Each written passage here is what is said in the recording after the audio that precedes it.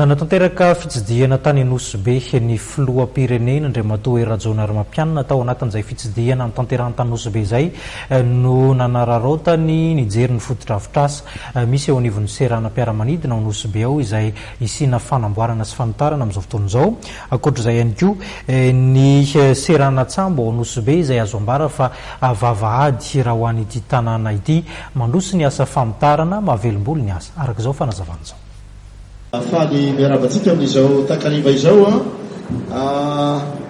ny voalohany moa dia ny afanitsika rehetra mahita izao asa fanamboarana, fanitarana, fanatsarana izao seranam-piaramanidina eto Nosy Be izao.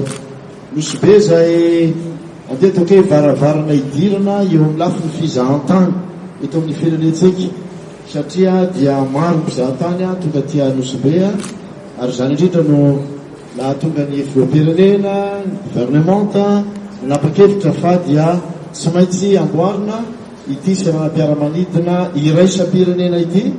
Manana anankiroa isika amin'izao fotoana izao zay amboarina efa tena mandroso be koa ny any Ivato amin'izao fotoana izao ary raha mbo seranam-piaramanidina anankiroa reo zany dia ny antsotsika hoe piste zay arabe andehanan'ny fiaramanidina dia efa vita tanteraka zato isan-jato afaka mandray fiaramanidina lehibe antsoina hoe gros porteur izy ity ary hitantsika amin'izany zany fa raha ny fiantsonana nijerena teo, raha ny atogavan'ny olona, raha ny fiaingana dia afaka mandray tsara mihitsy tsy latsaky ny 300 dimapolo sy 300 mpandeha zany ireo toerana ireo.